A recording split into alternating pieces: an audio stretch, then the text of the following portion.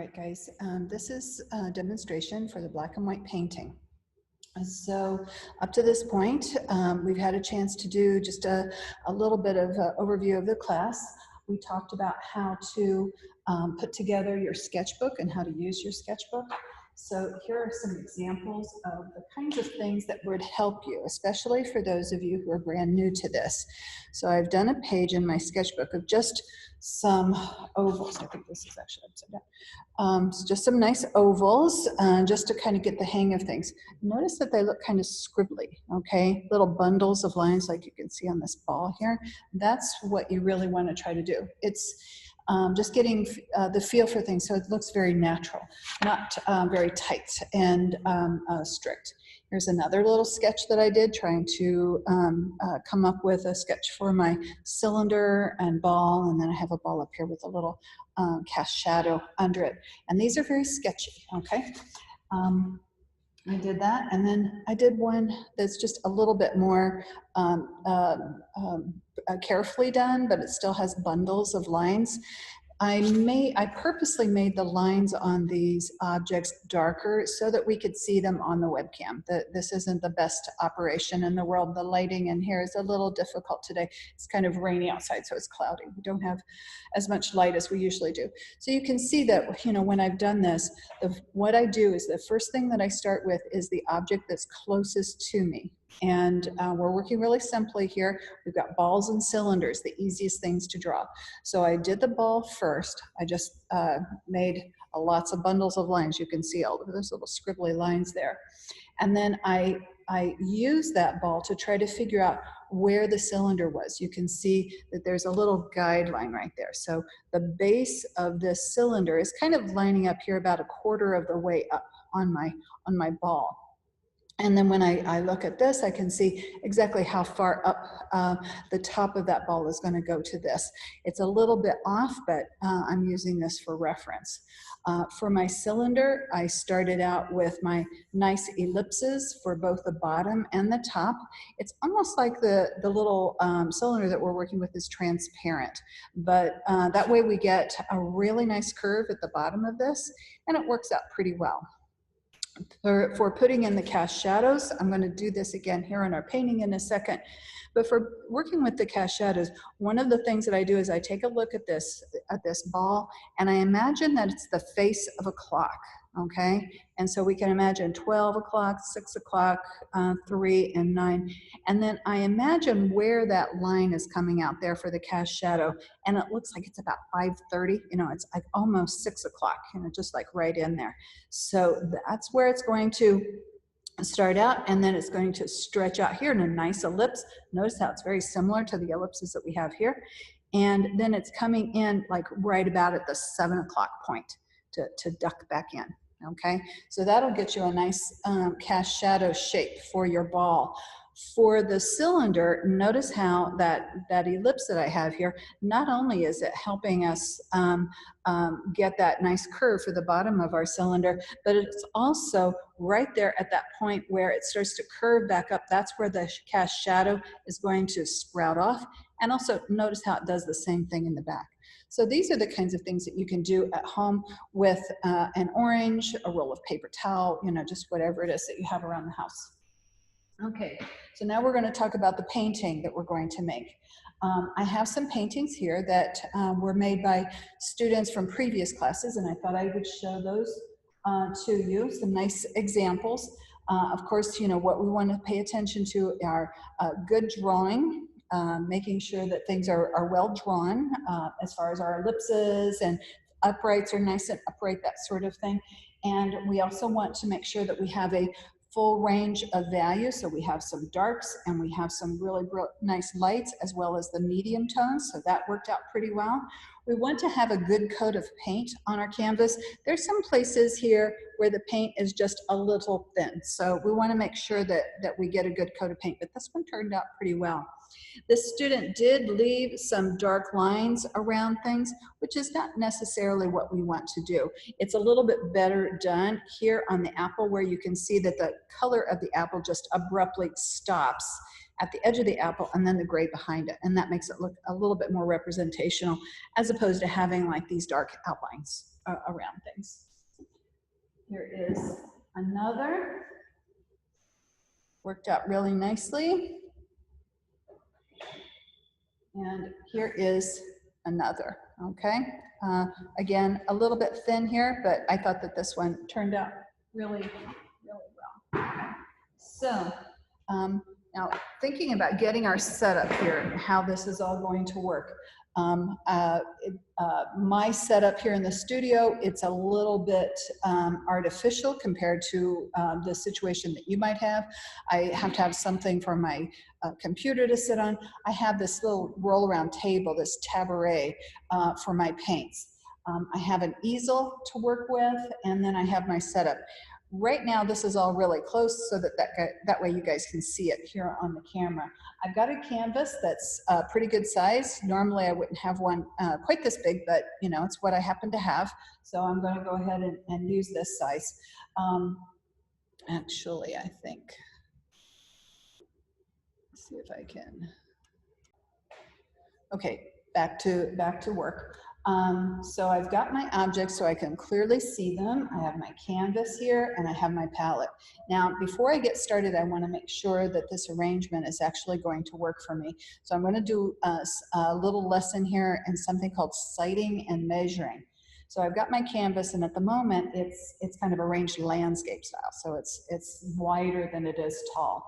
And so what I'm going to do is I'm going to put my pencil out here, my paintbrush, and I'm going to try to figure out, you know, what it is that I'm looking at. I'm going to make a substitution here just for a second. So not that we're going to paint something that hard, you know, the very first time off, but if I had a setup like this, I'm going to put my paintbrush handle out here, and I'm going to run my thumb here so that the top of my paintbrush, when I sight this up, it's right at the top of that vase. And my thumb is at the lowest point where the ball is. And so I've got a measurement here that's like this, okay? And then I'm going to measure it wide. And I can see that my setup seems to be taller than it is wide.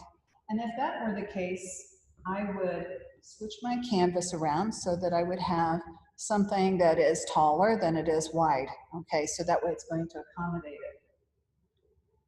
I'm going to switch things back again. Okay. So with this one, when I'm measuring the height of my little box there, my little cylinder, all the way to kind of where the cast shadow is for my ball. And then I look at, you know, what that is for the width. It seems like it's just ever so slightly wider than it is tall from my point of view. Now, it may be a little different from the camera's point of view, but that's what I'm saying. So I'm going to choose to make this horizontal. It's pretty much, you know, square. You know, if I had a square canvas, it would work out fine, but I'm just going to work with it in this way. I want to make sure that I can see everything really well.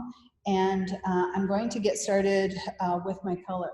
So what I'm going to be doing here is I'm not going to, you know, when we're getting started with this painting, we're working with oil paint. And this is a traditional way of getting started. We're not going to use a pencil to get started, okay? No pencils on your canvas. It will cause a lot of problems in the long run. So what I need to do is come up with a color that I can use to draw with. And I'm going to show you. Right now I've got some black and white paint here on my palette. And I have to stand up to do this. I can't work with my palette when I'm sitting, okay? Excuse my back. And let's see if I can show you possibly a little bit of, okay, so you can see that I've taken a little bit of white over here, and then I'm going to take just a little tiny bit of black, okay, because black is a very strong color. Look at that, okay, see how gray that is? And when you think about that, you know, that color that I just made, That's about the color of like a light pencil mark, okay? So this is going to work out really well. I think I'll juice just a little bit more. Yeah, there we go. Okay, put the camera back over here. Okay, so you guys can keep an eye on me. I have, you know, as far as my setup is concerned, I have my black and white paint. That's all I need for today. I have pieces of paper towel or rag, you know, what have you. I have my brushes, and by the way, the kind, you know, you can use like any kinds of brushes that you like, but sometimes it's a nice idea to have kind of like a small, medium, and large. Okay, so I've got my small one right here I'm going to draw with. This is one that's kind of medium, and this one's kind of large. Okay, but still, you know, large. It's like maybe a 1/4 inch, you know, wide. Or no, I'm sorry, 3/4 of an inch wide. You know, no bigger than that. Not like an inch. Okay, so those are my 3 brushes. I have my palette knife. Okay. That I use to mix this stuff. It'll feel really weird the first time you do it. It's like icing a cake for the first time. It looks a wreck, right? But you know, this is a black and white painting, and it's our practice run. I'm going to, and also I'm working with our water-based oils here. So I also have a little messy, you know, nasty little jar here of some water, and I'm moistening my.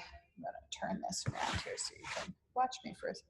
I dip my brush in the water, and then I knock that last drip off of the edge, and then I blot it there on my paper towel. And that means that my bristles are moist but not drippy, okay? I'm famously frugal, so the first thing I'm going to do is clean off my palette knife, all right? Just a little bit. This paint is just a bit stiff, so I just got a little bit more water, and I'm mixing something up. It's about the consistency of like whole milk, you know, it's a little thick. Okay, so I'm going to get started. And of course, so the first thing I'm going to paint is the largest, or the object that's closest to me. Okay, and then kind of off here, let's see, I'm looking at the base of my cylinder, and it seems like it's about 1/4 of the way up. And then now I'm measuring again, and I'm measuring my ball, and it looks like there's about 1/2 of a ball between the ball and this. So here's a 1/2. So that's where my cylinder is going to start. I'm going to also compare. I'm measuring here with my little thumbnail along this shaft, and I'm measuring the width of my ball and comparing it to the width of the cylinder, and they're just about the same, okay? Now, another thing to keep in mind as I'm measuring this is I'm putting my arm out here really nice and straight. Notice how my elbow is not bent, okay? Because that keeps my distance from my eye consistent. I also have one eye closed.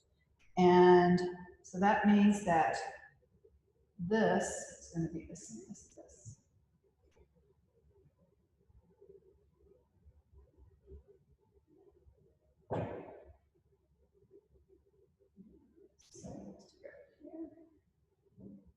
Okay, so I've got that. Now I need to figure out how tall this guy is.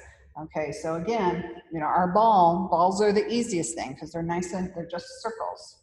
Okay, so here's the height of my ball, and then how many balls does it take? My cylinder is about 1 2/3 balls high. So here's one,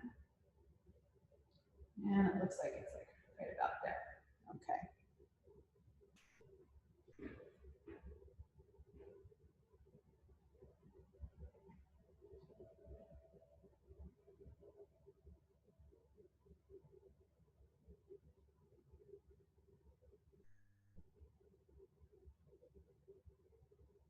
It just occurred to me that you might not be able to see my cylinder that well because the lighting in here is so odd. So I made mine just a little bit darker. Okay, so now I've got something that I'm fairly happy with. Okay, So I can take a very small break at this point, take a look at it, and ask myself, how does it look? So I think I'm doing pretty good. I think that I can possibly kind of tidy things up a little bit here. It looks like my cylinder got just a little bit thick. There we go. Made him a bit skinnier.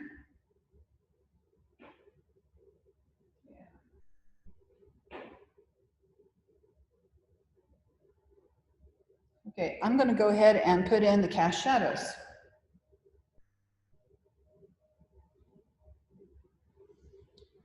So once again, kind of coming out here at the 5 o'clock and just kind of rolls around and kind of sprouts out here at 7 o'clock. Remember that clock face. And when I look at this, I can see that my cast shadow is going like almost all the way out there. Okay. Nice little curving lines. And that very long shadow. And now I'm going to do the same thing with my cylinder. And my cast shadow is kind of running right off of that ellipse that I did before, and it's going to sprout off just of the back out here. And as it turns out, it's going to end up going all the way off of my canvas, because if you can't, from your point of view, you can see it, and it's a little bleached out, but that cast shadow is going like right off of the edge of my table. Another thing I can do is I can think about the back side of the table. And when I look at this, I can see that it seems to be running like in between here, and it's kind of like right about there, possibly a little bit lower, maybe there. Yeah. Okay. I can check it and make sure that everything is all right. Okay. Now I'm going to start laying on some value. Okay. Of course, value is the word that we use in art school that means like lightness and darkness, shading, okay? So at this point, this is a nice round brush. I'll point that there at the camera so you can see that the bristles are kind of arranged in a round sort of way, almost like a pencil. So I'm gonna switch off and I'm gonna pick up my big brush that is flat, okay? You can see it's kind of flat this way and then it's wide this way. So once again, I want to moisten this guy. And I can see that we've got the light coming from this side. I'm going to start with the sorry. Okay, I'm going to start with the ball. And we've got some dark here on this side.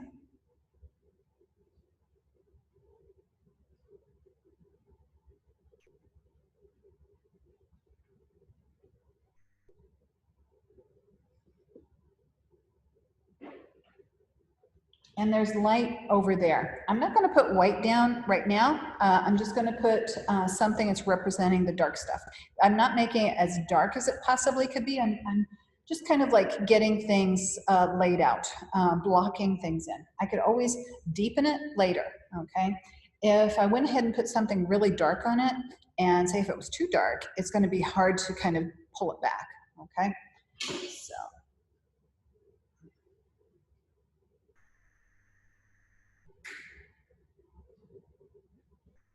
And the same with my cylinder.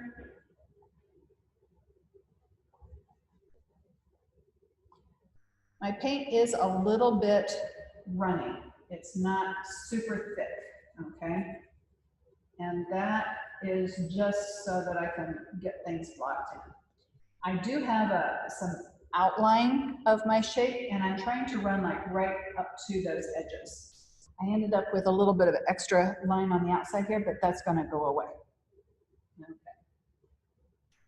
And I think I'm going to mix up something just a little bit darker and put in some cast shadow. So my palette knife, it's kind of good practice.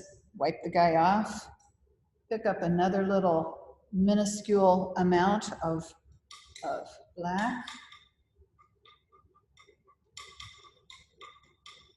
Mix it.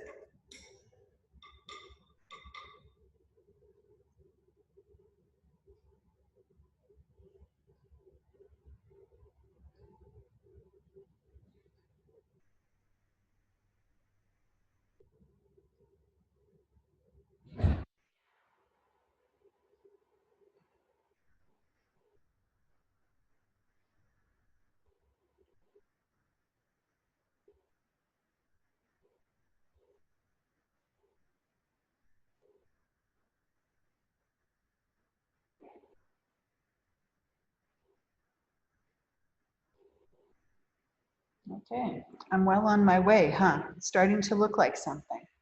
You know, we checked ourselves when we had the line drawing in, and now we can check again because things are starting to look a little bit more three-dimensional.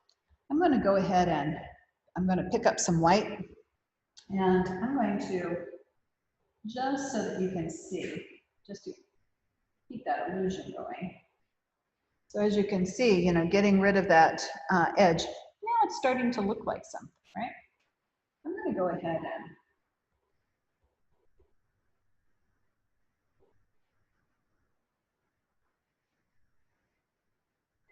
put some stuff here in the background.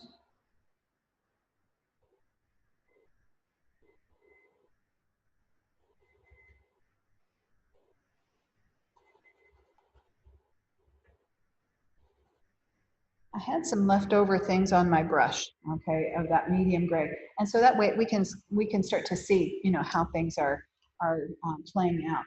Now, at this point, I think that I want to go ahead. I'm going to try to get things just a little darker because, you know, I think that we could use something just a little bit more in with some more definition in both of our objects. And as things are going along, you know, I still have, you know, my brush that I used for drawing. It's a smaller brush, so that means that I can use it just for little bits of things. And I'm trying to keep my colors distinct, okay? I ended up with white on this brush. I've got some dark gray on this one, and I'm going to use something really dark for this guy. And right here under my bone, just where he hits, there's something that's really nice and dark.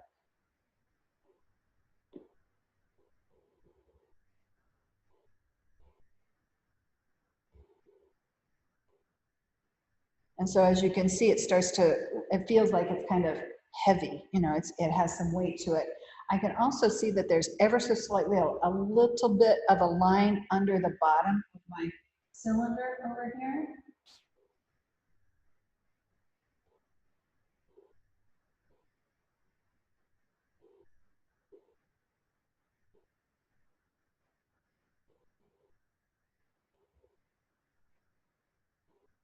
So that's making him feel really nice and solid also.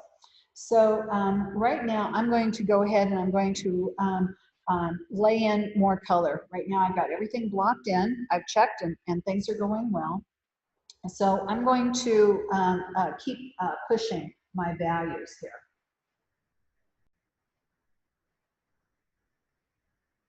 Okay, I'm going to talk to you a little bit about what I've done here. I've tried to establish on my ball that we have 3 different grades of value. Excuse me. We have the lightest part where the light is hitting, and then kind of this mid-range in here, there's kind of a middle gray going on. And then down on this side, the furthest away from the light source, we're getting something that's nice and dark, okay? That's creating this kind of nice warm roundness to things. I've done the same thing pretty much over here. And notice how when I'm putting my brush marks down, I'm trying to keep my brush marks short. I'm not going in there and painting it like really broadly, okay, like we're painting the bathroom, okay? Time management and efficiency isn't an issue here. We're gonna take our time, okay? Things are going along well. I'm going to work a little bit more on this fellow and try to put more color on him. Okay.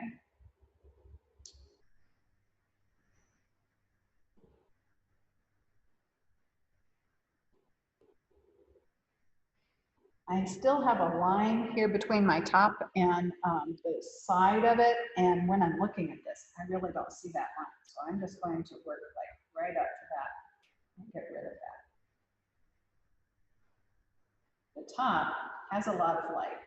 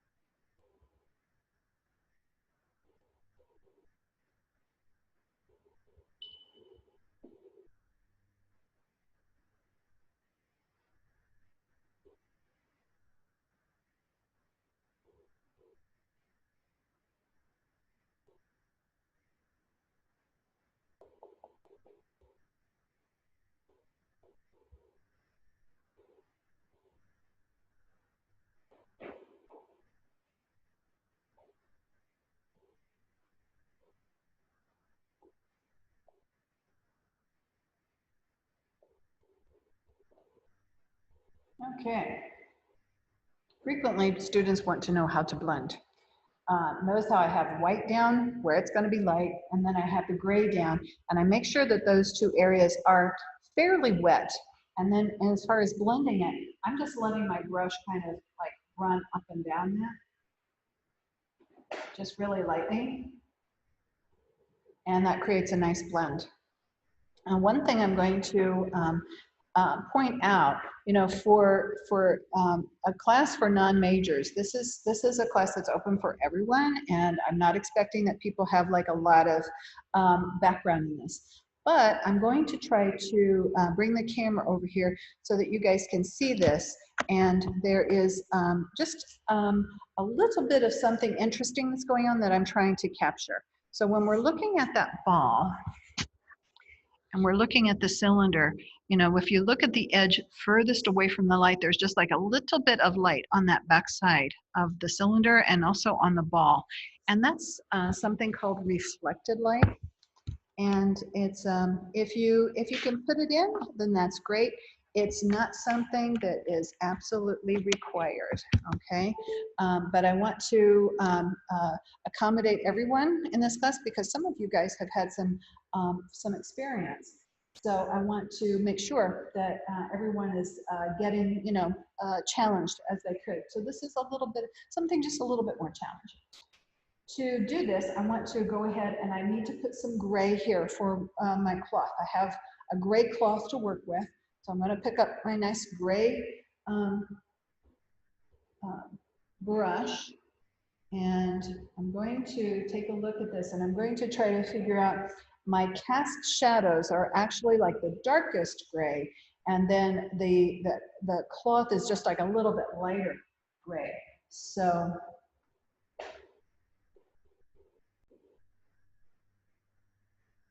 okay, so that's starting to come, starting to pop. I put in something just a little bit darker in the background, and I think that the cylinder is looking really nicely. My ball is a little washed out, so I need to pick up some more white.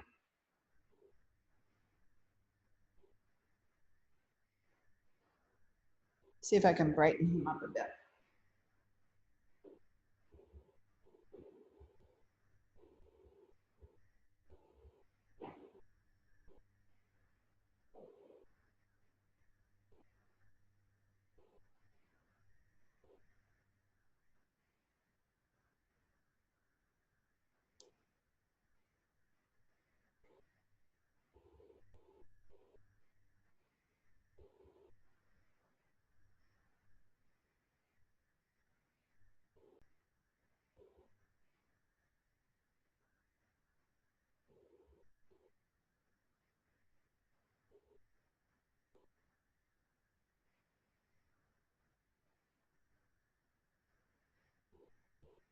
Okay.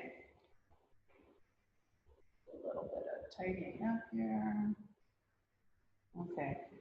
All right. I think that this has made a pretty good version of our painting. There's like something, oh, I think that there's like a little The moisture hitting my screen, sorry. So this is our painting for black and white. It's not complete, but at this point I can continue with this kind of darker gray that's going on in the background, that's on the back side of my table, because from my point of view I'm seeing a bunch of furniture over there that I think is out of your point of view, so you can't see it, but it's something that's kind of dark. I have my ball, I know where my cast shadow is, everything is going along well. I happened to see that my paint got just a little bit watery. I'm gonna pull this forward. You see there in the cast shadow of the cylinder, my paint is just a little watery, and I think I wanna go ahead and pick up something darker.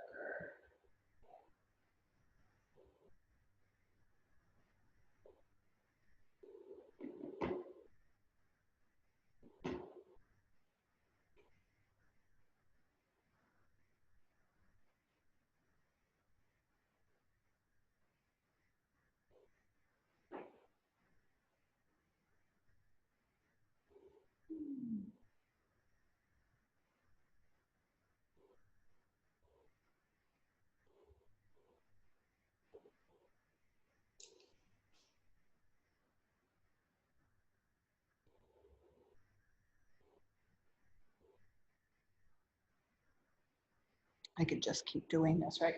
Okay, so I'm going to stop this, and this is our black and white painting.